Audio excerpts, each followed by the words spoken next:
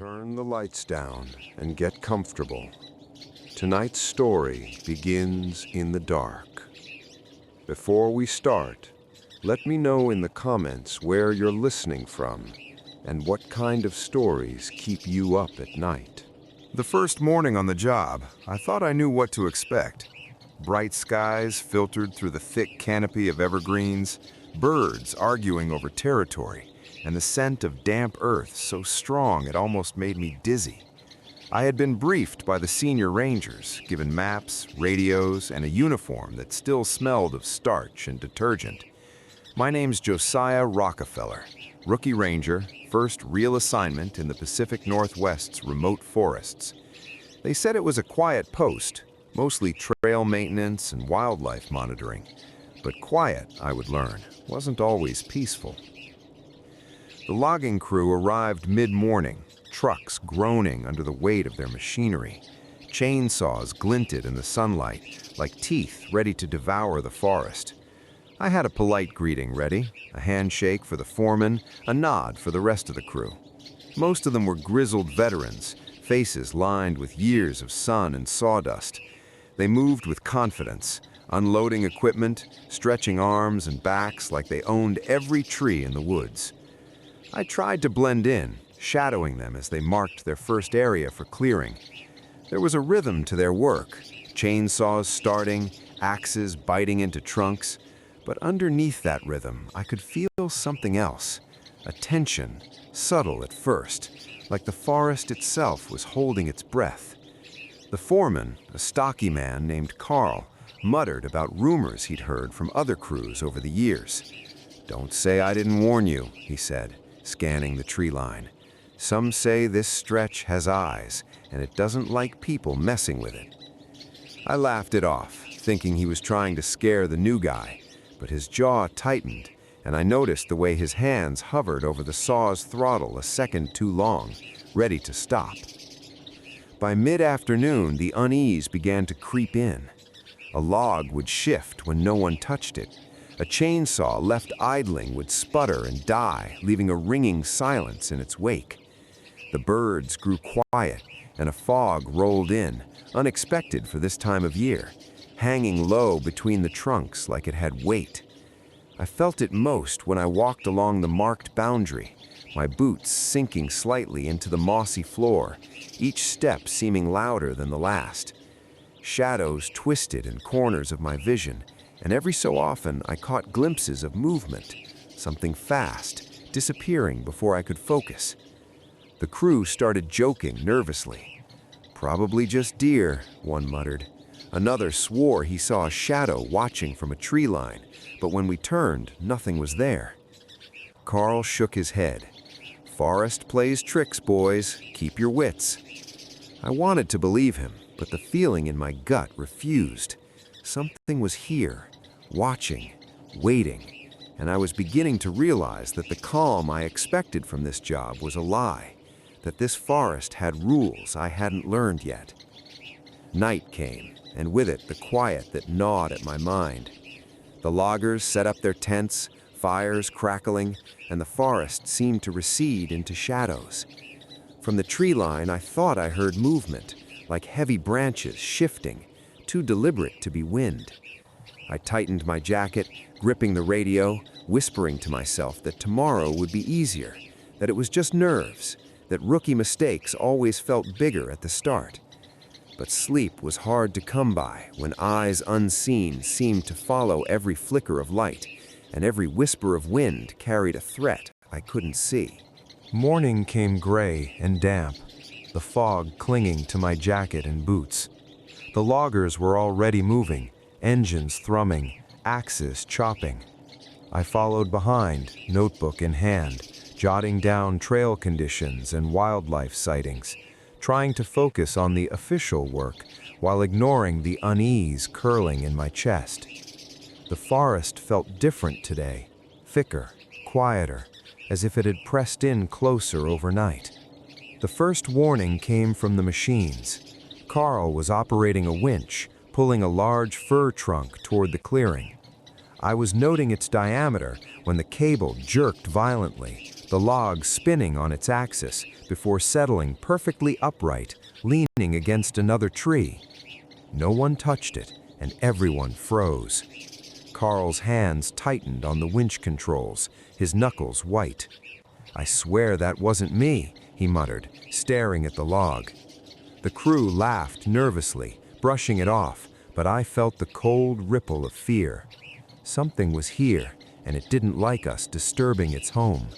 As the morning wore on, more strange things happened. A chainsaw left on the ground would be found a few feet away, its blades still spinning, though no one had started it. Logs would roll, machinery would stall, and the birds, always the first to rise, kept silent, perched unnaturally still on branches. I started marking locations of each disturbance in my notebook, trying to find a pattern. The forest seemed deliberate, aware, correcting itself against intrusion. Around noon, Carl called everyone to a break. The crew sat on fallen logs, water bottles sweating in the heat of exertion, sharing uneasy glances. "Heard the story about this area?" he said, voice low. "Back in the 90s, some crew went missing for 2 days. They swore the forest was moving things around, making them lose their way. Found them wandering near the river, babbling about shadows." Laughter tried to mask fear, but it was thin. I felt my stomach tighten. I volunteered to scout a new trailhead, thinking movement might clear my head. The fog was thicker there, curling around tree trunks like fingers, and the air smelled damp, almost metallic. Each step I took felt heavier, the forest floor springing subtly beneath me. Then I heard it, a low rumble, like something massive moving through the underbrush. I froze, scanning the trees. Nothing, just a shadow between two firs that shifted too fast to be a deer. When I returned to the clearing, the crew noticed I was pale. "You look like you've seen a ghost," one said, half joking. I shook my head, forcing a laugh. Probably just nerves, but I couldn't shake it. That shadow had been deliberate, watching, measuring. I could feel its presence even now, just beyond sight. The rest of the day was a game of subtle terror. Equipment malfunctioned in inexplicable ways, wrenches disappearing, logs moved, tents flattened by unseen weight. By evening, I realized that this forest wasn't just reacting, it was aware, protective, maybe even intelligent. The loggers muttered under their breath, blaming the place on old legends, but I couldn't dismiss what I'd seen. And when night fell again, bringing with it the familiar, oppressive quiet, I understood that whatever lived here had only just begun showing itself, and that the coming days would test every ounce of courage I had. The next morning, the fog was heavier, curling through the trunks like smoke, muting the sounds of the logging crew. Even the chainsaws seemed to whine differently, low and hesitant, as if the machines themselves feared the forest. I followed Carl and 2 of the loggers along a narrow ridge where they were marking trees for felling. I tried to keep my notebook busy, jotting down tree species and trail conditions, but my eyes kept drifting to shadows that didn't belong, to movements too quick and precise to be natural. It started small, a tool here, a rope there. Nothing catastrophic, but enough to unsettle. Hammers slid from belts, wedges disappeared, logs shifted without explanation. The loggers grumbled, but their voices were tinged with worry. "This place doesn't like us," Carl muttered under his breath, scanning the tree line as if expecting eyes to blink back. I nodded, careful not to reveal how much I agreed. A rookie wasn't supposed to admit fear, but the instinct to watch every flicker, every sound was taking over. By noon, the disturbances became more obvious. A tree marked for felling cracked in a way that shouldn't have, splitting but never falling, suspended at a strange angle. Carl cursed, stepping closer, chainsaw revving, yet the log wouldn't budge. I stepped back instinctively, feeling a cold brush of air as if the forest exhaled around us. One of the loggers swore he saw something crouching low in the underbrush, a dark shape, taller than a man, moving with uncanny speed before vanishing behind a tree. He froze, staring, voice shaking. "It's watching," he whispered. We tried to finish the day's work, but the forest had other plans. A crane left idling shuddered violently, nearly tipping a load of logs before Carl slammed the emergency brake. Another log rolled, narrowly missing a logger. Even the birds had vanished, leaving only an oppressive silence that pressed down on us, ears ringing. I kept my radio close, half hoping for static or chatter that might distract from the sense of being observed. As we paused for water, Carl looked at me with a mix of worry and exhaustion. "You've seen it too, haven't you?" he asked. I hesitated, then nodded. He rubbed his forehead. "Every crew here has stories, but most don't last long. If it decides you don't belong, well, you get the picture." My stomach twisted. The rational part of my mind argued it was tricks of light and tired nerves, but the rest of me, the part that felt the cold press of the fog and the unnatural shift of logs, knew better. Evening fell quickly, the fog thickening to a near wall. I walked past the logs the crew had stacked, noticing a subtle movement, a log rolling imperceptibly to the side, aligning itself differently. I held my breath, heart hammering, and a low rumble came from deeper in the forest. Not wind, not machinery, something massive, deliberate, moving with a purpose. The hairs on my arms stood on end. Back at the camp, we huddled around the fire, sharing tense silence more than words. The loggers whispered old legends, warnings of the watchers or the forest spirits, but I could tell none of them were joking. I clenched my fists around my mug of coffee, feeling more rookie than ever, realizing that this forest was alive in ways I could barely understand. And I knew, without seeing it, that it was deciding how far it would let us go. The next morning, I woke to an eerie stillness. No birds, no rustling leaves, just the whisper of fog against the tents. The loggers were already awake, moving quietly as if they felt the same tension I did. Carl waved me over, pointing toward the ridge. "We're marking new trees today. Keep your eyes open," he said, voice low. I nodded, trying to appear confident, but inside my stomach knotted tight. The trail was narrower here, the trees older, more massive, their roots twisting like serpents across the path. I kept my hand on my radio, my boots careful on the mossy ground. At first, nothing happened, just the usual fog and filtered sunlight. But then I noticed it. A stack of cut logs we had arranged yesterday had shifted. Not rolled or tumbled, shifted. Moved just enough to be noticeable if you weren't expecting it. Carl swore under his breath. "I didn't touch them," he said, rubbing his beard. The crew looked at each other uneasily. We pressed on, marking trees, when a chainsaw left idling started on its own, sputtering, then roaring. One of the younger loggers jumped back, spilling water from his bottle. I ran forward to shut it off, but the machine resisted my hands, almost vibrating against me. Finally, it died. Silence returned, thicker than before, like the fog itself was weighing down on us. By midday, the forest seemed alive. Logs rolled slightly when no one was near. Branches snapped in odd patterns, as if something or someone was pacing just beyond view. Carl muttered about previous crews hearing whispers, soft, almost intelligible voices that came from nowhere. "Just the wind," someone said, but their voice lacked conviction. I could feel the gaze of the forest on me, heavy and patient, waiting for a mistake. That afternoon, we reached a clearing where the biggest firs grew. The loggers set up equipment, preparing for a serious day of cutting. I wandered near the edge of the tree line, notebook in hand, trying to focus on measurements and species. Then I saw it. A shadow moving fast across the trunks, not like any animal I knew. It was tall, impossibly agile, and vanished behind a twisted cedar before I could track it. My heart jumped, and I froze, staring at the spot where it disappeared. Returning to the crew, I found them tense, whispering about tools that went missing and logs moving.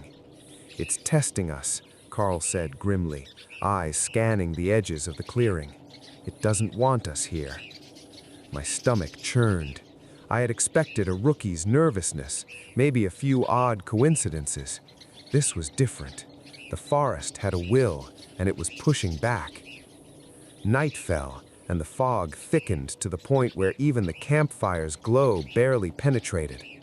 I lay in my tent, listening to the forest breathe. Somewhere out there, a low rumble rolled through the ground, not quite like thunder, not like any animal. I held my radio close, half hoping for static, half hoping for someone else to break the silence. My eyes stayed wide, trained on the shadows moving against the thin fabric of the tent. The forest was patient, waiting, and I had a sinking certainty that tomorrow it would decide how far it would let us go.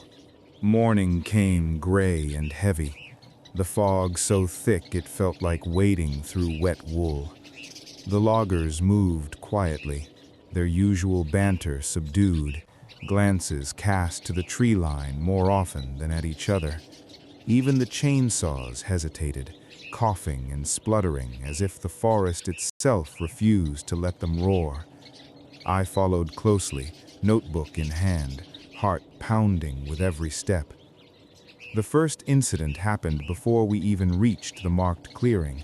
A pile of logs the crew had stacked the day before had shifted again. Not toppled, not broken, just realigned, slightly askew, as if arranged with intent. Carl's brow furrowed. "It's watching," he muttered. The loggers exchanged nervous glances, a quiet tension settling over us like a fog heavier than the one clinging to the ground. I said nothing, pretending to inspect tree markings, but the chill crawling up my spine told me we weren't alone. We pressed on, and the disturbances grew bolder. A chainsaw left idling roared to life on its own, spinning wildly. One of the loggers jumped back, nearly tripping over a root. I ran forward to shut it off, but the saw resisted my touch, thrumming violently before dying abruptly. Silence returned, suffocating and complete, broken only by the low whisper of wind, or something else, through the massive trunks. By midday, the forest's presence was undeniable. Logs shifted as we walked past. Tools disappeared from belts, only to be found feet away, perfectly placed but impossible to account for. Branches snapped in deliberate patterns, more like footsteps than wind. The younger loggers murmured about shadows glimpsed out of the corner of their eyes, fleeting shapes faster than any deer or bear could move. Carl didn't argue. He just nodded, grim and silent. "It's testing us," he said quietly. "We've crossed its line." That afternoon, we reached the largest clearing, where the forest opened slightly to reveal towering firs. The loggers set up for serious cutting, but the machines had other ideas.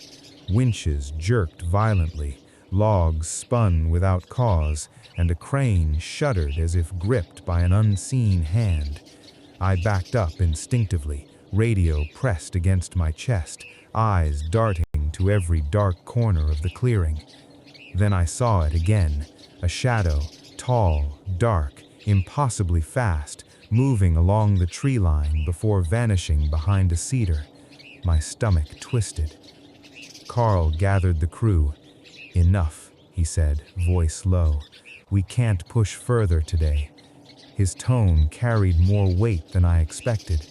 The loggers muttered about old legends, forest guardians, watchers, spirits, but the unease in their eyes betrayed belief. We packed up quickly, each step measured and careful, as though showing respect to something unseen. The forest remained unnervingly still, fog thick and suffocating. Night arrived, the mist curling around our camp tents, damp and heavy. I lay awake listening, catching the subtle sounds of movement just beyond the firelight, logs shifting, branches snapping, footsteps that weren't ours. The forest had spoken, and we had listened.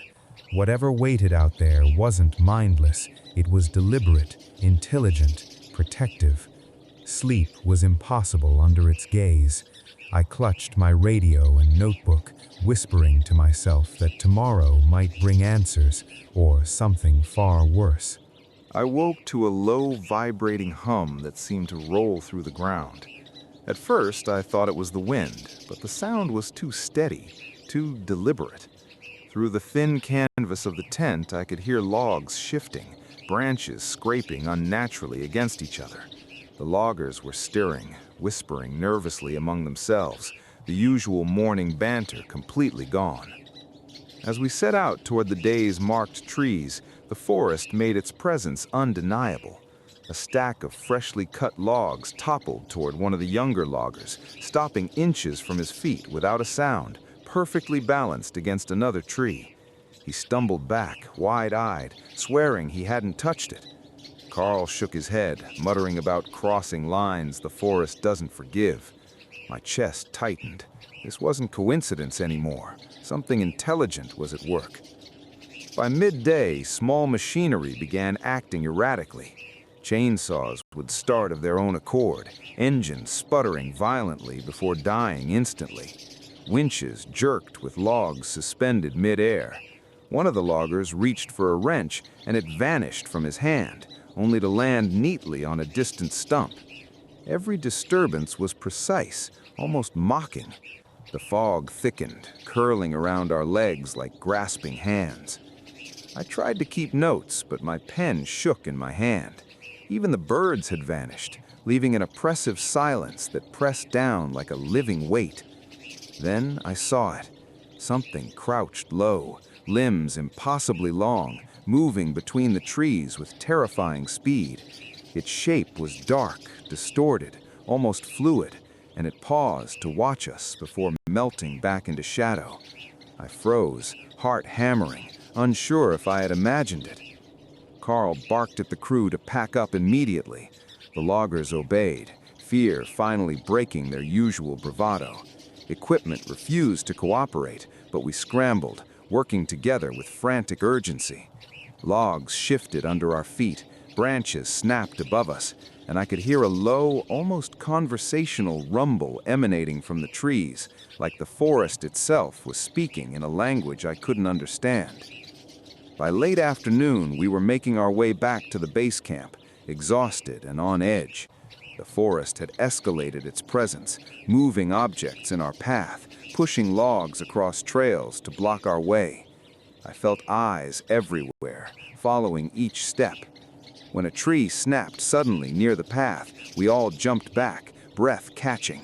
Something had been there, just out of sight, powerful enough to command the forest itself.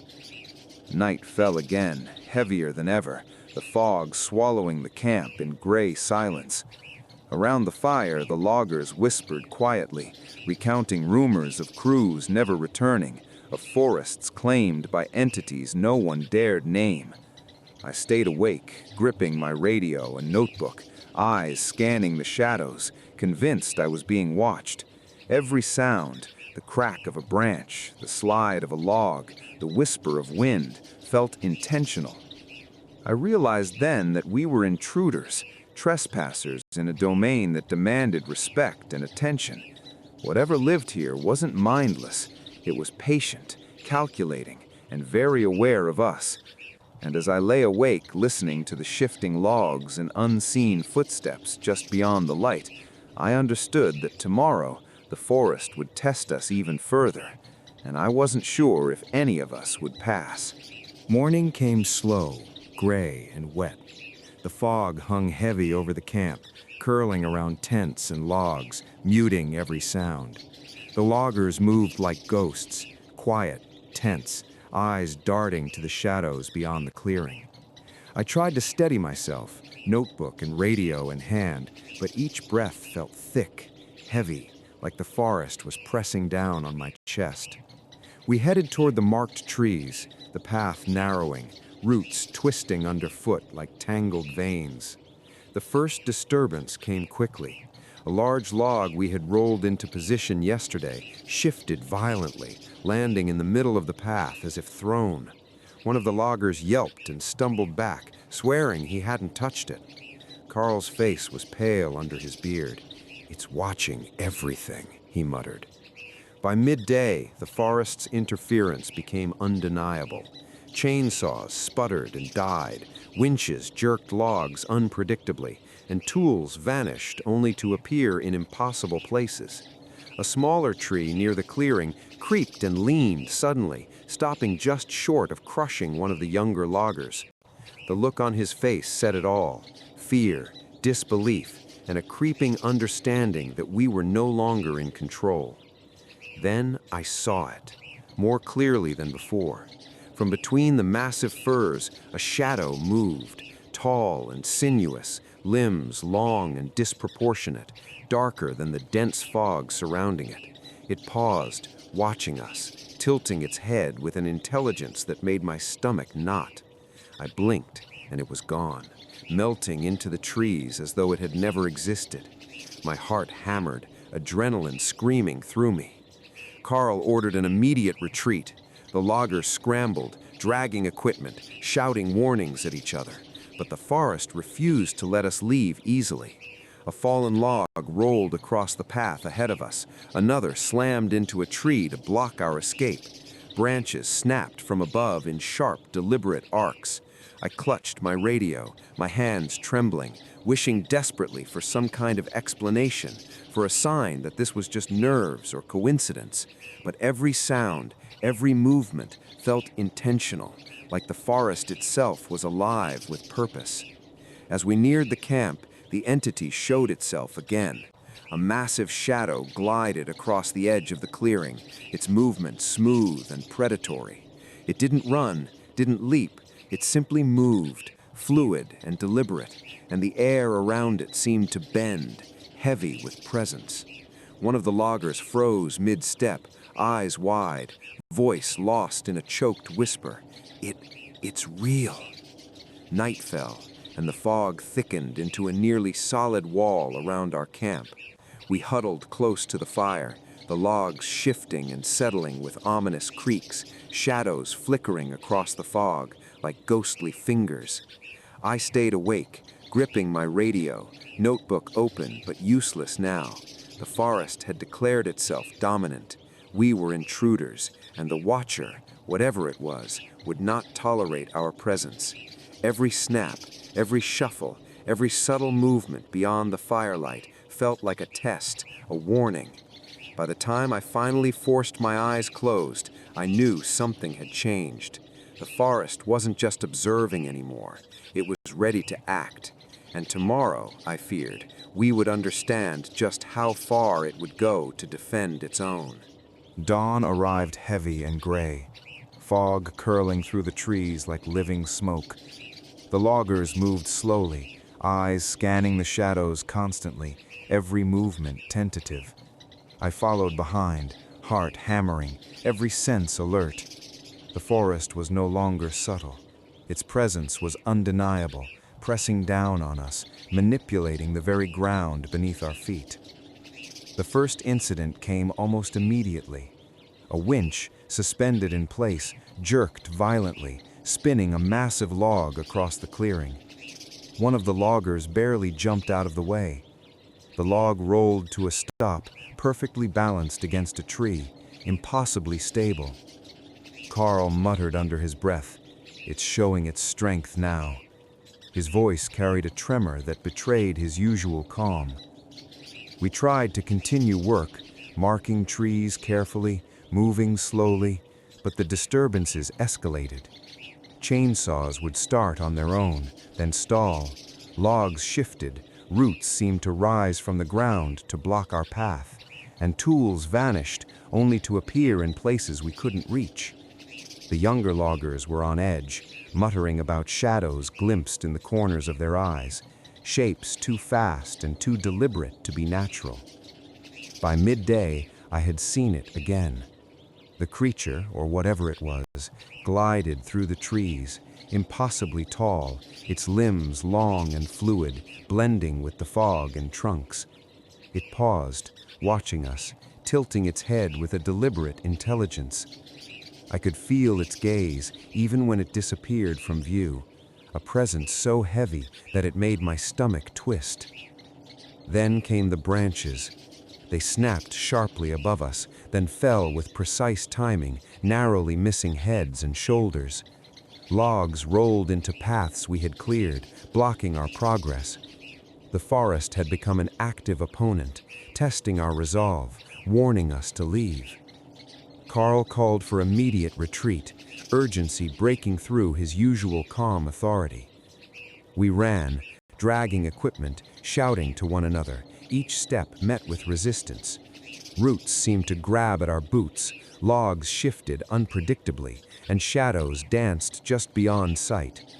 Every sound, the crack of a branch, the hum of displaced machinery, the whisper of the wind, felt intentional, like a calculated move from a predator observing its prey. By late afternoon, we reached a narrow ridge leading back to camp. The fog thickened until it was nearly solid, visibility almost zero. Then I saw it one last time, a towering shadow gliding across the tree line, moving faster than anything humanly possible. Its presence pressed down on the clearing, suffocating and inevitable.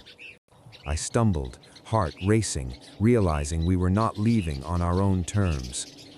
Night fell, blacker and heavier than before. We huddled around the fire, tense silence replacing conversation. Every snap of a twig, every shift of logs nearby made us flinch.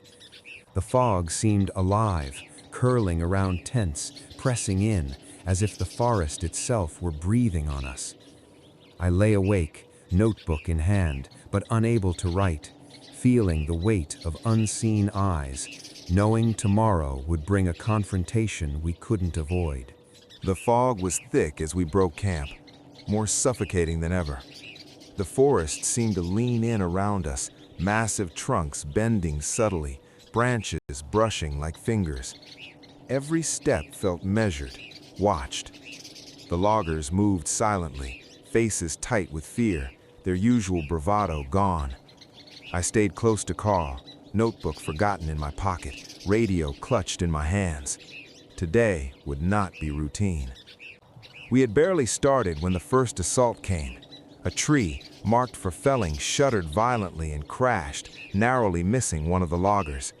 The ground trembled beneath us, as if the forest itself had inhaled sharply. Tools went flying, chainsaws roared to life and stalled mid-air, and logs rolled in paths we had cleared. The younger crew members shouted, scrambling to regain footing, but the forest seemed determined to push us back, its resistance deliberate, intelligent. Then I saw it fully, closer than ever. The shadow emerged from the fog between two massive firs. Tall, impossibly thin, limbs moving fluidly, blending with the trees. Its eyes, if they could be called that, glowed faintly, observing, calculating. It stepped forward, and the air seemed to thicken, each breath a struggle. I froze, paralyzed by the intensity of its presence. Carl barked orders, trying to rally the crew. "Get back! All of you, move!" But the forest itself seemed to act as an extension of the creature. Roots twisted up, logs shifted, branches snapped to block paths, forcing us into a narrowing corridor. We ran, hearts pounding, adrenaline roaring. I could hear the low rumble that seemed to emanate from the creature, a sound that vibrated through the ground, through our bones. One of the younger loggers tripped over a root, and I grabbed him just in time. Behind us, I could see the shadow gliding with terrifying speed, moving with precision, almost toy-like in its ability to manipulate the forest to its will. Each step we took, the forest responded. Logs, branches, and fog combining into an obstacle course designed to keep us contained, to test us. We made it to a small clearing, firelight from earlier embers giving us fleeting comfort. The creature paused at the edge, watching, tilting its head. I could see intelligence in every movement. It wasn't mindless. It was protecting its domain, teaching us the consequences of intrusion. The loggers whispered, fear evident in their voices, some muttering about crews who had disappeared, stories they had once laughed off. Night came again, fog curling around the clearing like smoke. The creature had receded slightly, but the forest still moved. Logs shifted when no one touched them, branches scraped tents, and shadows darted between trees. Sleep was impossible. We stayed awake, fire between us and the unknown, hearts hammering. I realized then that this forest was alive in a way that no map, no rule book, no training could prepare me for. And tomorrow, we would be tested further, forced to confront the reality that we were not the hunters here. We were intruders, and the Watcher would decide what became of us. Dawn broke in a heavy gray haze, the fog thicker than ever, wrapping the trees in a near-solid wall. The loggers moved like shadows, cautious, tense, eyes scanning every corner of the forest. I felt it before I saw it, the weight of its presence pressing down, deliberate, almost sentient. My stomach knotted, and I gripped my radio as if it could protect me. The first attack came without warning. A massive fir tree shuddered violently, roots ripping from the ground, and toppled toward the clearing where the loggers had gathered. Screams erupted. I sprinted, diving to pull one of the younger loggers out of the way just in time. The tree landed with a crash, shaking the earth, splintering into jagged pieces. My ears rang. Carl swore under his breath, eyes wide with disbelief and fear. "It's testing us," he said, voice low but urgent. As we scrambled to regroup, tools vanished, chainsaws roared and died mid-cut, and logs shifted unpredictably, blocking paths we had just cleared. The fog swirled unnaturally, wrapping around our legs, slowing our movements, disorienting us.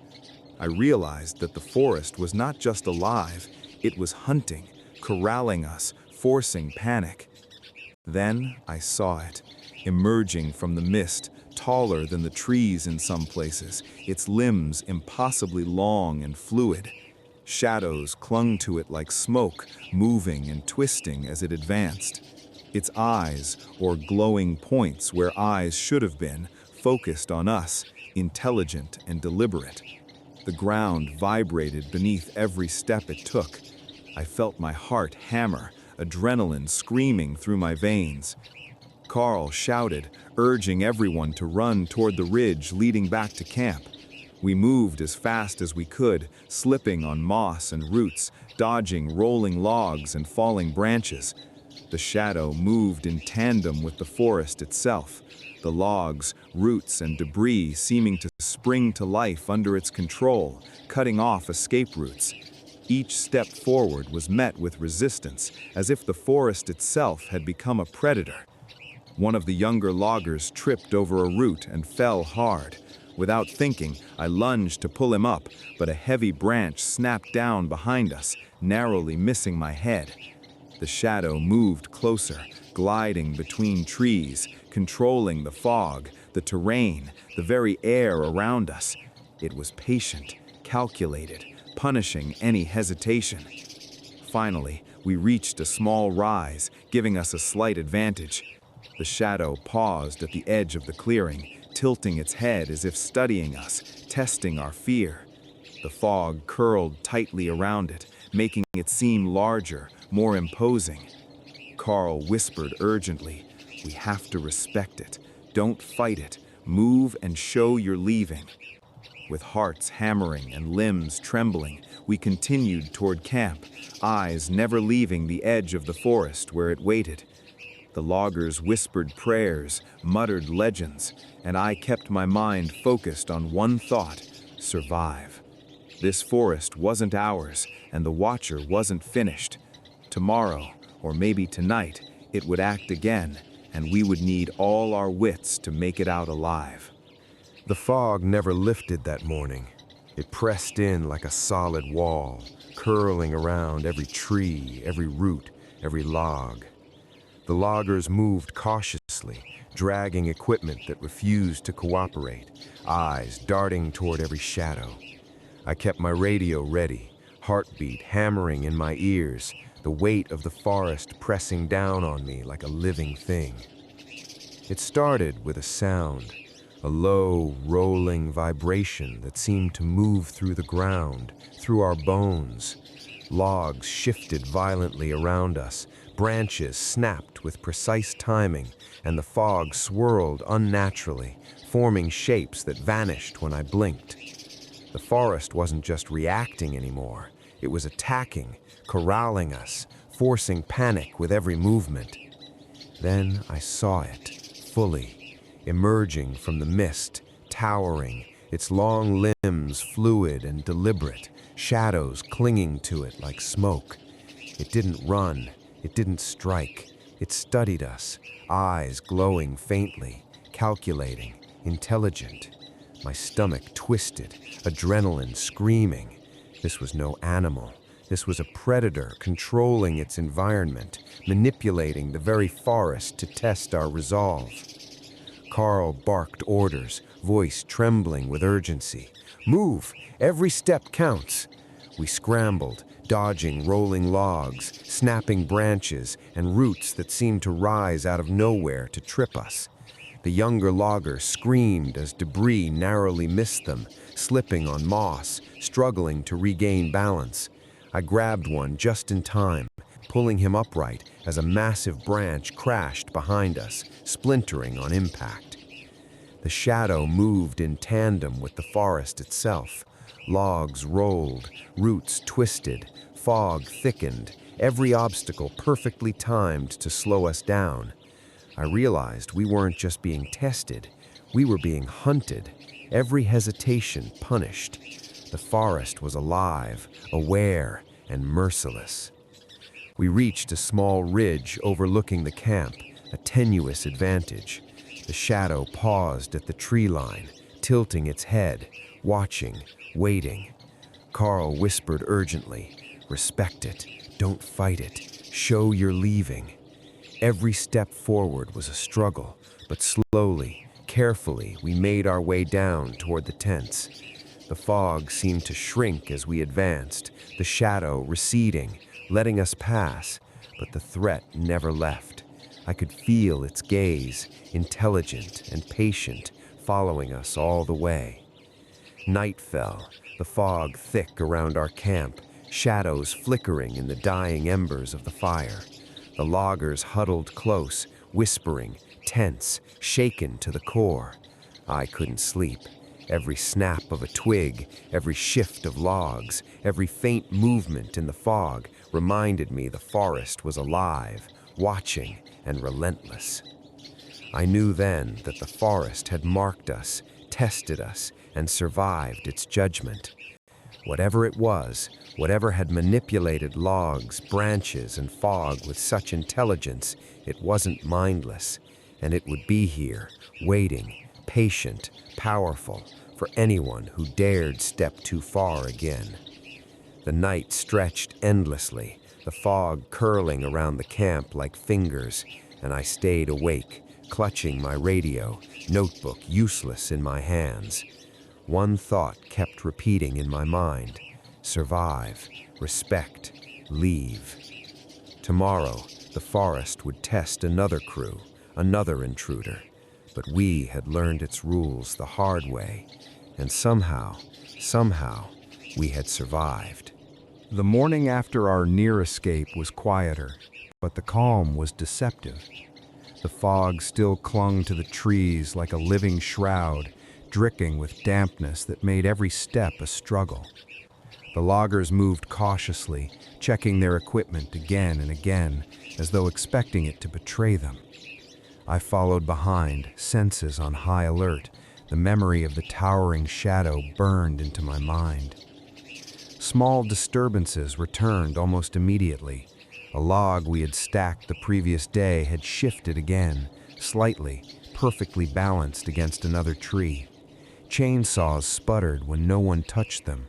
Roots seemed to reach for our boots, catching and tripping us if we weren't careful. Even the birds refused to sing. I started marking every anomaly in my notebook, tracing patterns, but the forest's intelligence seemed beyond any logic I could record. Carl whispered about what he had seen last night, the shadow moving in ways no animal could, controlling the forest like an extension of itself. "It's not just protecting the forest," he said. "It's commanding it. Every branch, every log, it's deliberate. It knows exactly what it's doing." I nodded, swallowing the lump in my throat. I had felt it too, the calculated awareness behind every movement. Around noon, a crane began to sway violently, lifting nothing, then settling abruptly. One of the loggers tried to steady it, but the metal trembled as if something unseen had gripped it. The younger crew members jumped back, muttering prayers. I could see Carl's jaw tighten as he scanned the tree line, eyes narrowing. He had learned the hard way that arguing with the forest was pointless. Respect, retreat, survive. That was the only rule. By late afternoon, shadows moved where there should have been none. I caught glimpses of something tall, dark, stretching between the trees, bending light and fog around it. I froze, heart hammering, trying not to breathe too loud. The forest seemed to hold its breath with me, waiting, watching. The loggers noticed my sudden halt, eyes following mine, but when they looked closer, there was nothing. Nothing but fog and trees. Night fell, the fog thickening into an almost tangible presence. The logs in the camp shifted in minor but deliberate ways. Branches scraped the tents in subtle, deliberate arcs, and the shadows moved unnaturally, curling and twisting, as though testing our resolve. Sleep was impossible. I lay awake, clutching my radio, listening to the forest breathe around us, realizing that our survival yesterday had been temporary, fragile, and entirely dependent on the entity's patience. The forest had not forgotten us. It would not let us leave unchanged. And tomorrow, I knew, it would act again. The next morning, the fog hung lower than ever, pressing against the trunks, damp and suffocating. The loggers moved cautiously, eyes scanning every shadow, boots testing the ground with careful steps. I stayed close to Carl, radio in hand, heart hammering with every snap of a branch. The forest was awake, aware, and deliberate. It started subtly at first. A rope shifted slightly on a stump. A chainsaw sputtered without cause. But by midday, the forest had grown bolder. Logs rolled across paths we had cleared. Machinery refused to start, and branches snapped in deliberate arcs above our heads. Each disturbance was precise, timed to keep us off balance, to force hesitation. The younger loggers were muttering about shadows flickering at the edges of the fog, shapes too fast and too fluid to the animals. I caught sight of it again, a tall, dark silhouette gliding between massive firs, limbs stretching unnaturally, blending with the fog. Its eyes, if they could be called that, glowed faintly, observing. Every time I blinked, it disappeared, only to reappear where I least expected. My stomach twisted, fear pooling in my chest. The forest had taken control, shaping the terrain, manipulating obstacles, guiding us toward panic. Around the clearing, equipment began to act as though alive. Winches jerked logs violently, ropes tightened without hands, and a crane swayed as if moved by invisible weight. Carl barked orders, trying to maintain composure, but I saw the tension in his shoulders. He had faced dangerous crews before, but this was unlike anything he had ever seen. "Respect it, don't fight it, move carefully," he urged, eyes scanning the shadows. The younger loggers were visibly shaken, whispering about legends, past crews, things that should be impossible. Every snap of a branch, every shift of a log, every movement in the fog made them jump. I gripped my radio, notebook forgotten in my hands, realizing I was documenting not nature, but something beyond comprehension, something intelligent. As the day wore on, subtle sounds became unnerving. Footsteps that didn't belong to us echoed behind trees. Logs creaked and shifted in patterns that mimicked movement. Shadows darted at the edges of vision. The forest wasn't just protecting itself anymore. It was teaching, testing, asserting dominance. We were intruders in a living, conscious domain, and it was reminding us of that fact. Night fell, fog curling around our camp like serpents. The firelight barely penetrated the haze, and every log shift, every twig snap felt deliberate. I lay awake, heart pounding, gripping the radio, realizing that survival would require more than caution. It would require understanding the forest's rules. And I knew, deep down, that the watcher was patient, waiting for the right moment to strike again. The fog this morning was almost solid, curling around the trees like living smoke. Even breathing felt heavy, as though the air itself resisted movement. The loggers moved cautiously, eyes scanning every shadow, every bend in the trail. I stayed close to Carl, heart hammering, radio pressed against my chest. Whatever lived here was deliberate, patient, and aware of us at every step. It began subtly, as it always did. A log shifted slightly, just enough to make someone stumble. A chainsaw sputtered, revving briefly before dying, and ropes tightened as if invisible hands pulled them. The loggers muttered under their breath, swapping uneasy glances. They were afraid, and I couldn't blame them. I could feel the presence of something massive, just beyond sight, shaping the forest itself. By midday, the forest had grown bolder. Logs rolled without cause, branches snapped sharply overhead, and machinery acted unpredictably, jerking violently or refusing to start at all. A small tree swayed unnaturally before snapping, the movement precise, deliberate. I caught a glimpse of the shadow again, taller than any man, limbs impossibly long, gliding silently between the trees. It tilted its head, observing, and I felt its awareness pressing down like a physical weight. Carl ordered the crew to retreat to a safer clearing, but the forest seemed intent on testing them. Roots twisted underfoot, tripping the younger loggers. Logs shifted to block the path. Fog thickened, curling around legs, making every step a struggle. Even the birds remained silent, their absence amplifying the oppressive quiet. The entity was everywhere at once, controlling the environment with a precision that was impossible to anticipate. We paused for water at a narrow ridge, and I noticed something chilling. The logs we had stacked yesterday were arranged differently, aligned in a pattern that seemed intentional, almost like a message. The younger loggers whispered, some backing away, muttering about old stories and forest spirits. Carl didn't speak, just scanned the tree line, jaw tight, every sense alert. I realized then that we weren't just being tested, we were being studied, measured, judged. As afternoon faded into evening, the disturbances became more aggressive. A crane shuddered violently, logs rolling in unnatural arcs. Branches snapped, narrowly missing heads. A rope tightened suddenly, yanking equipment out of a logger's hands. The shadow moved closer, slipping between fog and trees, each motion calculated, patient, terrifying. The forest itself was an extension of it, alive, intelligent, and unwilling to be crossed. Night came, and the fog thickened to a nearly tangible presence.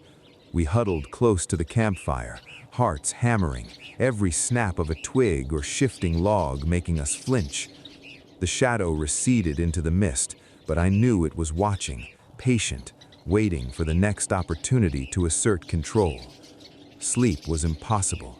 Every sound, every movement outside the firelight reminded me that the forest was alive, aware, and relentless. I lay awake, gripping my radio, realizing one undeniable truth. We had survived so far not because we were strong, but because we had obeyed the forest's rules, and it wouldn't let us forget them. The fog never lifted that morning. It pressed against the trees like a living wall, twisting through roots and branches, muffling every sound. The loggers moved cautiously, boots testing the mossy ground as if expecting it to grab them. I stayed close to Carl, radio clutched tightly, heart hammering in anticipation. Today, I could feel the forest would not let us move freely. The first sign came almost immediately. A massive log shifted violently across our path, nearly striking one of the younger loggers. He yelped and stumbled back, eyes wide with fear. Carl cursed under his breath. "It's not subtle anymore," he muttered. "It's testing limits." I felt the same. The presence was everywhere, pressing down, deliberate, intelligent. By mid-morning, equipment began acting unpredictably.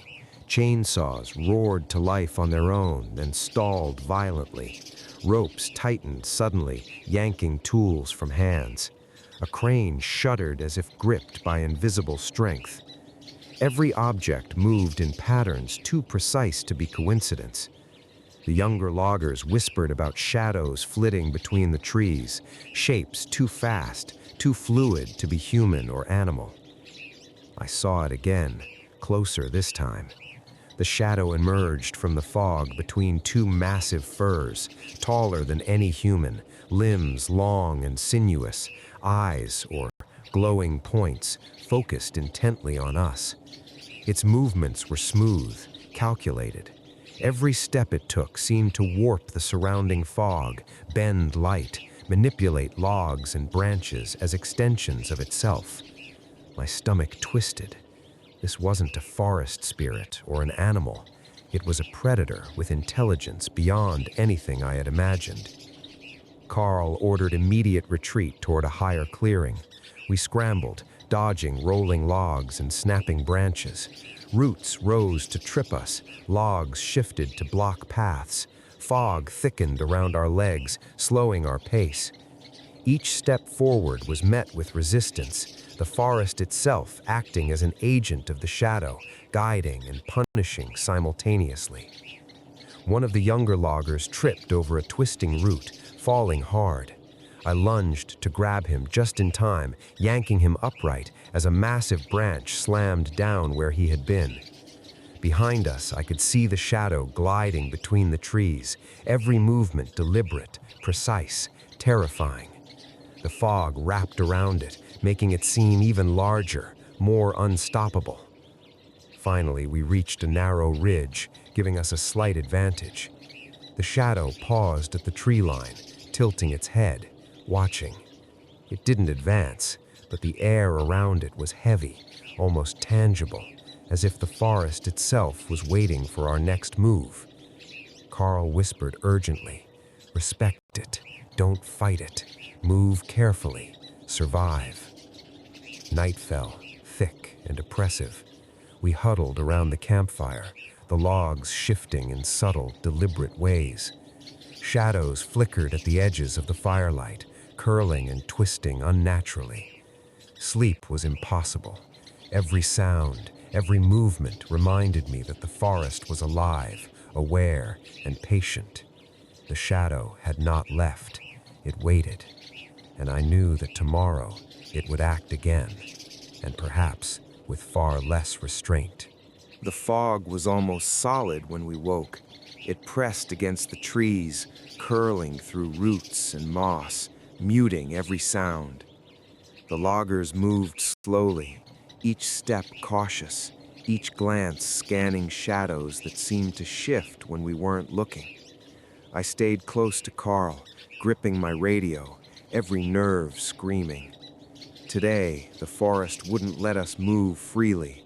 It would force us to prove ourselves. The first sign was subtle.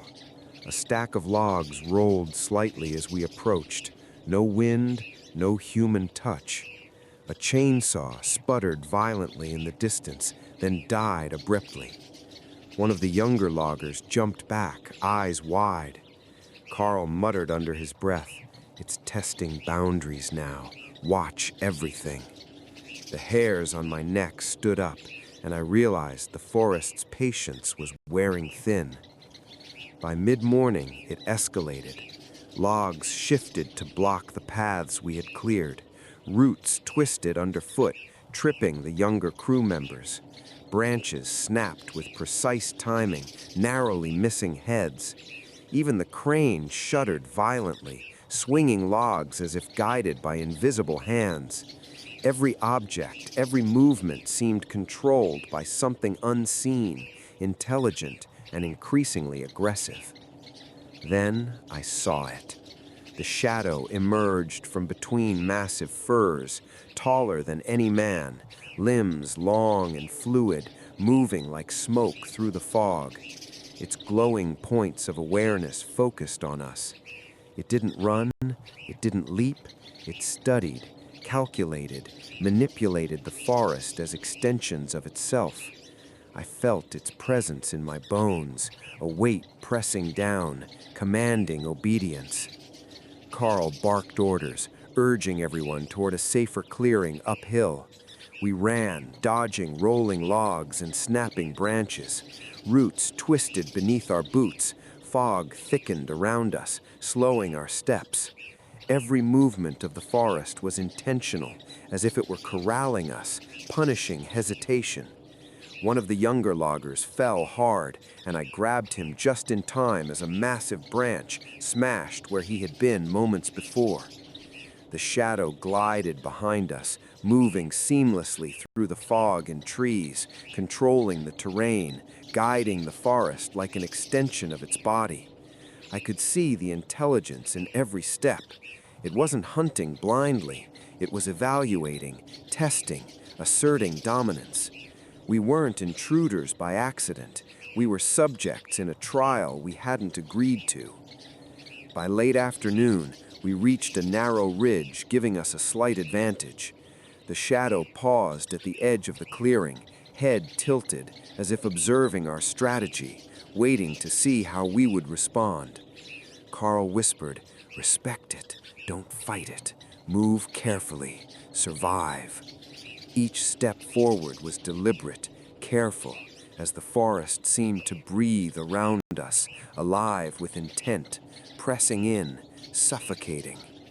Night fell like a weight, fog thick, oppressive, curling around tents and logs. Shadows flickered at the edges of the firelight, moving unnaturally. Sleep was impossible. Every sound, the snap of a twig, the slide of a log, the distant hum of machinery, felt purposeful, deliberate.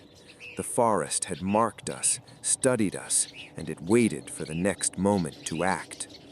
I lay awake, gripping my radio, realizing we were no longer simply intruders.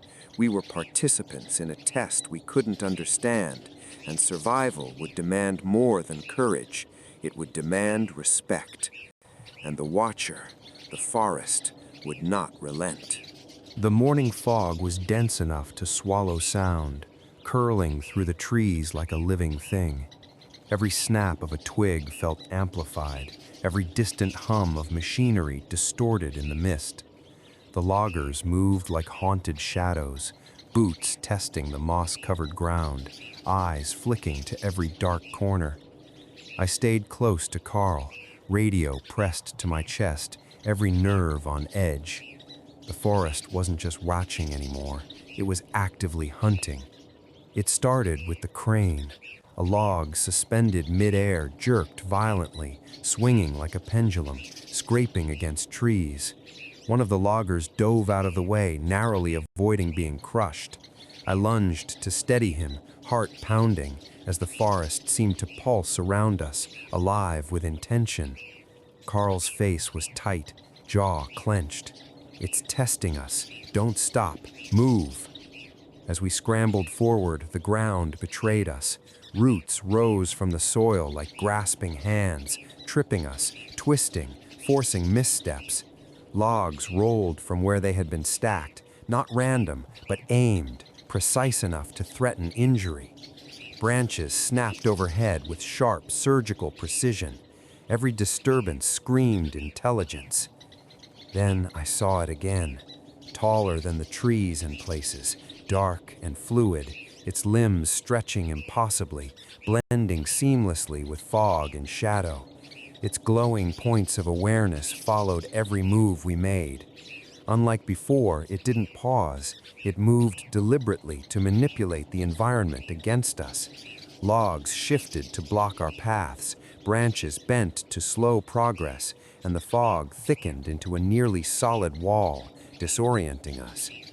One of the younger loggers stumbled over a hidden root, falling hard.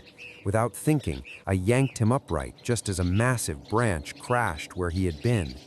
Behind us, the shadow glided through the mist, controlling the terrain, every movement calculated to push us to the edge. The forest itself had become a predator, bending nature to its will. We split up to navigate a narrowing ridge, each step measured, precise. The shadow didn't pursue directly, but the obstacles intensified. Logs rolled to block roots, fog thickened around the wrong paths, roots twisted to trip. Every choice was critical. One misstep could mean injury or worse. Carl barked warnings, voice taut. Stick to me. Every move counts. Survive and we leave. By late afternoon, we reached a plateau with a faint line of sight to camp. Relief was brief. A crane groaned violently, logs swinging unpredictably, as if the forest itself tested our timing. The fog curled, shadows twisting and stretching at impossible angles. Sleep would be impossible again. Every sound, the whisper of wind, the creak of wood, the faint thrum beneath our feet was deliberate, a reminder that the forest was alive, intelligent, and relentless. I realized something terrifying. The forest didn't just protect itself, it evaluated us, punished hesitation, rewarded caution, and could strike lethally in an instant. Survival wasn't guaranteed. Respect alone wasn't enough. Awareness, speed, and instinct were the only tools we had. And the watcher, patient and calculating, had already decided we would be tested further tomorrow. The morning fog pressed down like a living wall. Every sound was muted, distorted, and every shadow seemed to twist unnaturally. The loggers moved cautiously, eyes scanning the mist, boots testing the mossy ground with extreme care.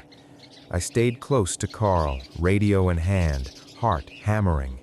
The forest wasn't just observing anymore. It was actively directing every step, manipulating the terrain against us. The first attack came without warning. A massive log, suspended by a crane, lurched violently, swinging across the clearing. One of the younger loggers barely dove out of the way, scraping his arm on bark. I grabbed his shoulder, yanking him to safety, heart pounding. Carl muttered, "It's escalating. It's testing reactions now, not just patience."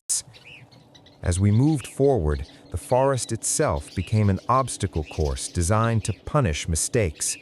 Roots rose to trip our feet, branches whipped at our heads, and logs rolled with uncanny precision. Equipment acted unpredictably. Chainsaws revved uncontrollably and died abruptly. Ropes tightened in sudden bursts. A crane shuddered violently as if guided by invisible hands. The forest wasn't just alive, it was hunting. Then I saw it clearly. The shadow emerged from between two massive firs, taller than any man, limbs impossibly long, moving with smooth, deliberate motion. Its glowing points of awareness tracked every movement, every step. Unlike before, it advanced, not directly, but deliberately manipulating the forest. Logs rolled into paths, branches swung to block progress, fog thickened into walls around us. It controlled everything, bending the environment as if it were an extension of itself. One of the younger loggers tripped over a hidden root. I lunged to pull him upright just as a massive branch smashed down where he had been moments before. Behind us, the shadow glided silently, manipulating the fog and terrain like a predator with perfect precision. Every step forward was met with resistance, and every hesitation could have been fatal. We reached a narrow ridge that gave us some advantage. The shadow paused, head tilted, watching, calculating, patient. Carl whispered urgently, "Respect it, don't fight it, move carefully, survive." Each move was deliberate.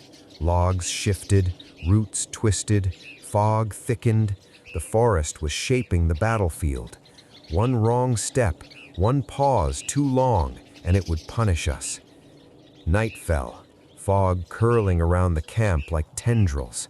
Shadows moved at the edges of the firelight, twisting unnaturally. Sleep was impossible. Every snap, every subtle movement, every whisper of wind reminded me that the forest was alive, intelligent, and relentless. The shadow had not left. It waited, patient, calculating, ready to escalate again. And I realized something terrifying. Survival so far had been fragile. Respect alone wasn't enough. Awareness, instinct, and careful decision-making were all that stood between us and being consumed by a forest that would not forgive intrusion. The fog was thicker than ever, pressing into our lungs, curling around roots and trunks, muting every sound except our own frantic breathing. The loggers moved with hesitation, eyes flicking toward every shadow. I stayed close to Carl, gripping my radio, heart hammering. The forest wasn't testing anymore, it was hunting. The first strike came almost immediately. A massive log, suspended by a crane, swung violently, smashing into the clearing. One of the younger loggers barely dove out of the way, scraping his shoulder. I lunged to pull him upright, adrenaline roaring through me. Carl's face was tight, jaw clenched. "It's escalating. Stay alert. Every second counts." As we scrambled forward, the forest acted like a weapon. Roots shot up, tripping us. Branches snapped sharply, aimed with terrifying precision. Logs rolled in calculated arcs. Chainsaws revved violently on their own and died mid-cut. Ropes tightened suddenly, yanking tools from hands. The fog thickened, twisting and curling, disorienting our senses. Every step was dangerous, every hesitation punished. Then it appeared. The shadow moved closer than ever, taller than the trees in some places, limbs fluid, stretching unnaturally. Its glowing points of awareness fixed on us, tracking every motion. It didn't move to strike directly, but the forest itself became an extension of it. Logs, branches, fog, roots, everything acted under its control. Survival meant not just moving forward, but anticipating its manipulations. One of the loggers tripped on a root hidden in the mist. I grabbed him just as a massive branch smashed where he had been. Behind us, the shadow glided silently, controlling the terrain.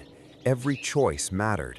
One wrong step, one hesitation, and the forest would punish us without mercy. Carl led us toward a narrow ridge, the only place with a clear path back to camp. The shadow paused at the edge of the clearing, observing, patient, calculating. Carl whispered urgently, "Respect it, move carefully, trust your instincts, survive." The forest seemed to pulse around us, alive with intent, every movement deliberate, every obstacle controlled. As evening fell, the fog thickened into a nearly solid wall, curling around our tents and gear. Shadows flickered unnaturally in the firelight. Sleep was impossible. Every snapping twig, every shifting log, every whisper of the wind reminded us that the forest was intelligent, patient, and relentless. The shadow had not left. It waited, ready to escalate again tomorrow, and we knew there would be no mercy for mistakes. I realized then that survival wasn't just about caution. It was about reading the forest, predicting the predator, and making choices that could mean the difference between life and death. And the watcher, patient, calculating, unstoppable, was still learning us, just as we were learning it. The fog rolled in heavier than ever that morning, curling through the trees and dripping from every branch like wet smoke. Each step was a struggle. The ground beneath our boots felt alive, twisting, shifting. The loggers moved with extreme caution, scanning every shadow, eyes wide with fear. I stayed close to Carl, radio pressed against my chest, every sense screaming. Today, the forest would not wait, it would act. The first strike was sudden. A massive tree groaned, its roots twisting violently, and toppled towards us. Shouts erupted as one of the younger loggers barely rolled out of the way. I lunged to pull him upright, adrenaline spiking as the tree slammed into the ground, splintering violently. Carl's face was taut. "No mistakes. Move," he barked. As we ran, the forest seemed to shift deliberately around us. Roots rose like grasping hands, logs rolled with perfect timing, and branches snapped just above our heads. Chainsaws revved wildly and died mid-roar. Ropes jerked violently, throwing tools aside. The fog thickened unnaturally, curling around legs, making movement slow and treacherous. Every step required vigilance. Hesitation could be fatal. Then it appeared, fully. Taller than any man, limbs impossibly long and fluid, the shadow glided through the mist, glowing points of awareness fixed on us. It didn't strike directly, but the forest became an extension of it. Logs, branches, fog, roots, everything manipulated to trap and corral us. We weren't simply intruders, we were prey. Every action observed, every movement calculated against us. One of the loggers stumbled on a twisted root. I grabbed him just in time as a massive branch smashed down where he had fallen. Behind us, the shadow moved seamlessly, guiding obstacles with precision. The ridge ahead offered the only escape route, but it was narrow, lined with shifting logs and twisting roots. Each step required split-second decisions, every choice critical. Carl whispered, tense, "Respect it, move carefully, don't look back, survive." We obeyed, hearts pounding, lungs burning, feeling the weight of the forest pressing down. The shadow followed silently, manipulating the terrain, ensuring no path was easy.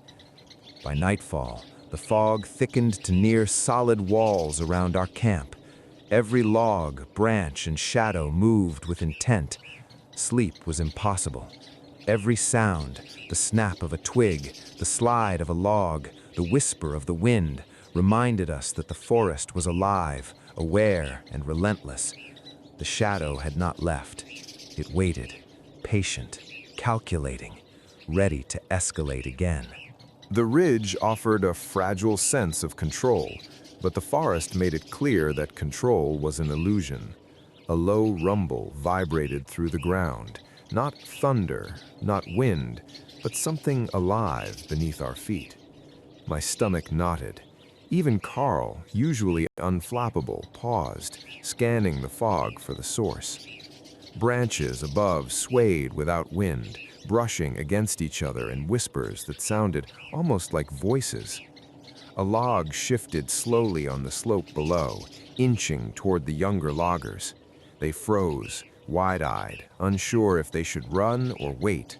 I gripped one by the shoulder, steadying him, while Carl muttered, "It's testing reactions, not just fear. Keep your heads."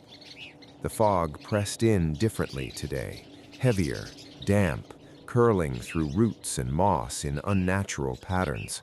Shadows flickered at the edges of our vision, shapes that weren't quite trees or animals. For a moment, I swore I saw movement overhead, a figure gliding between branches. Then nothing. The forest had become a chessboard, and we were pawns trying not to get sacrificed. "Watch your steps," Carl hissed, his hand hovering over a fallen log that now blocked half the path. "It's teaching us how it moves." The younger loggers glanced at each other nervously, whispering about old legends. I could see the tension in their shoulders. The fear wasn't just of falling logs or snapping branches. It was knowing that something unseen, intelligent, was orchestrating it all. Suddenly, a crane groaned far below, ropes creaking under strain, logs swinging unpredictably. One of the loggers ducked instinctively, scraping his arm. I grabbed him, yanking him back. Above us, branches arched and twisted in ways that seemed deliberate, pointing, warning, or perhaps taunting. The forest wasn't just dangerous, it was aware. Then the shadow appeared again, partially visible through the fog, taller than a man, limbs long and fluid, moving almost too smoothly for comprehension. Its glowing points of awareness scanned us, and I felt it in my bones, the intelligence, the patience, the inevitability. Yet it didn't strike, not yet. It wanted us to see, to learn, to survive only if we respected it. Night fell early in the dense fog. We camped in silence, huddled near a small fire, watching logs shift subtly and shadows flicker beyond the light. Every snap of a twig, every shift of a log, even the distant hum of machinery was deliberate. Sleep was impossible, yet somehow we felt that the forest was testing restraint as much as fear. We had survived this long, but the watcher wasn't done. Tomorrow it would act again, and perhaps with far less patience. As I lay awake, the damp air pressing against my face, I realized survival required more than caution. It required awareness, instinct, and the willingness to make hard decisions in the blink of an eye. And the forest, the living, intelligent predator, had made one thing clear: it did not forgive mistakes. Dawn came pale and gray, the fog clinging to the trees like wet cloth. The ridge we had reached yesterday felt fragile, as if the forest itself were holding its breath, waiting for us to make a mistake. The loggers moved quietly, tension visible in every twitching shoulder and nervous glance. I stuck close to Carl, radio ready, senses straining for the slightest sound. It began subtly. A rope supporting a log groaned, then jerked violently, sending the log skidding inches from a young logger's foot. He stumbled back, cursing under his breath. Carl grabbed his arm, pulling him toward a safer path. "Don't panic. Watch the forest. Anticipate," he said, voice tight but calm. The forest was teaching again, but this time its lessons carried real danger. The fog shifted in strange patterns, revealing glimpses of shadow between the trees, then closing like curtains. Something moved overhead. A branch arched, then twisted, forming shapes that seemed deliberately pointed, almost like warnings. The crane groaned and rattled as logs swung unpredictably, knocking over smaller debris. Each obstacle felt like a trap, designed to force split-second choices. Then I saw it. The shadow glided between the trees, taller than ever, its limbs fluid and alien. Its glowing awareness scanned us, and the forest itself seemed to respond to its presence. Roots rose suddenly underfoot, tripping us. Logs shifted to block our retreat, and fog thickened into walls around our path. There was no safe spot. Every choice carried risk. One of the loggers froze, staring at a branch twisting toward him. I grabbed his arm, pulling him to the side as the branch snapped against the ground where he had stood. Behind us, the shadow's movements orchestrated the environment, each shift deliberate, each pause calculating. The forest wasn't just alive, it was a predator, bending nature to its will. Carl signaled for us to push toward a narrow clearing we had scouted the day before. The path was treacherous, roots rose like claws, Logs tilted precariously, fog curled in ways that distorted distance. Every step forward required precision. The younger loggers whispered prayers, voices tight with fear. I realized then that fear itself was part of the forest's game, measuring hesitation, punishing doubt. By late afternoon, we reached the clearing, but it wasn't safe. The logs we had stacked were rearranged into sharp, jagged barricades, the fog curling unnaturally around them. Shadows flickered at the edges of vision, stretching and bending as if testing our awareness. The forest wasn't just defending itself, it was demanding respect, asserting dominance in every detail. Night fell with a heavy silence, the fog thick, almost tangible. We set up a small fire, the glow barely piercing the gloom. The shadow hovered at the tree line, still partially obscured, watching. We were exhausted, tense, but there was no sense of relief. The forest had pushed us to the brink, and tomorrow promised the ultimate test. Every sound, every movement reminded me survival would depend on instinct, speed, and understanding the forest in ways we had only begun to grasp. I lay awake, listening to the forest breathe, realizing the truth I had been avoiding.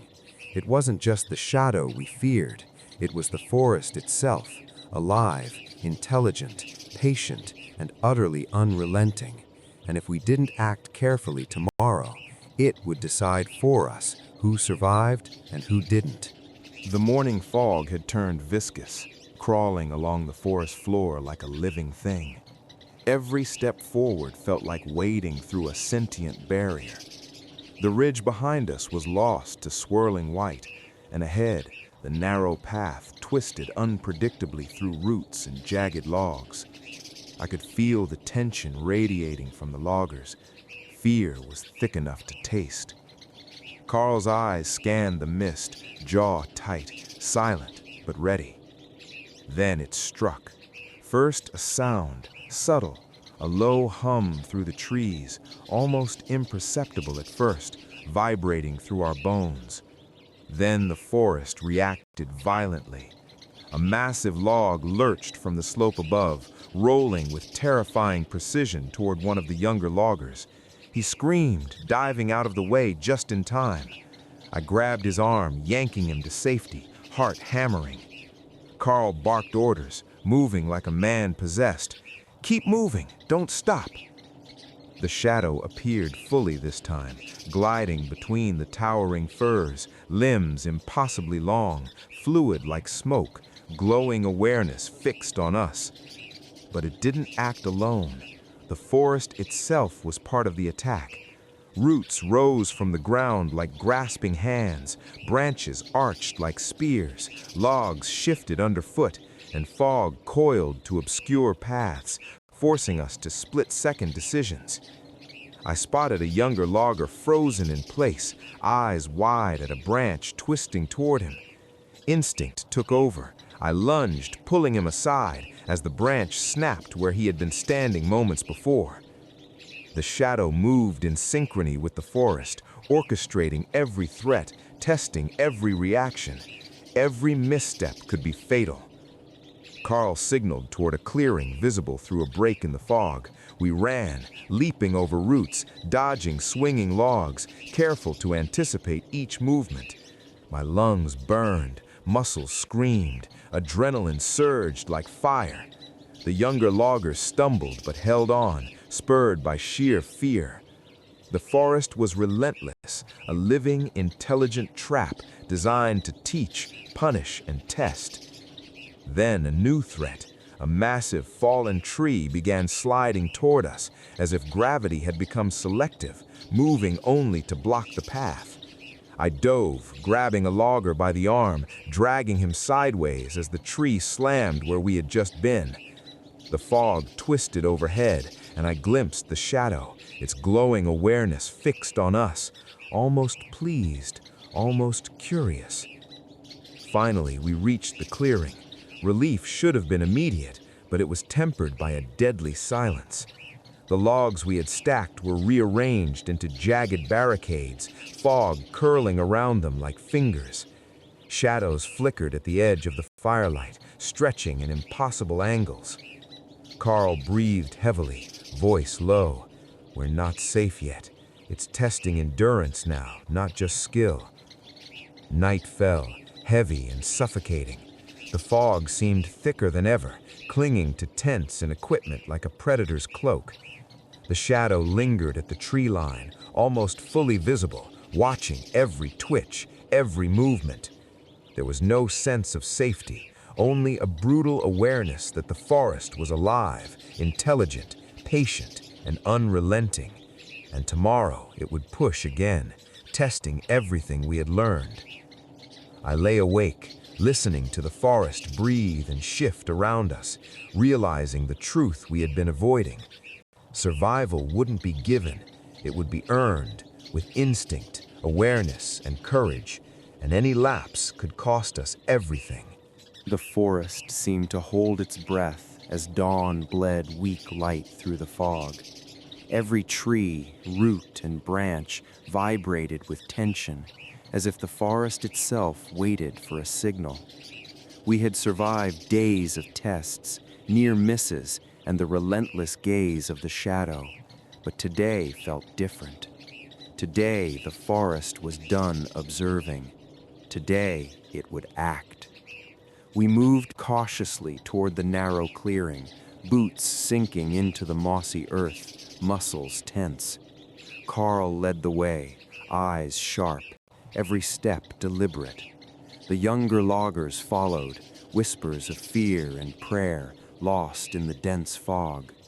I felt it in my bones, the presence of the shadow, larger than ever, gliding silently through the mist, limbs fluid and impossibly long.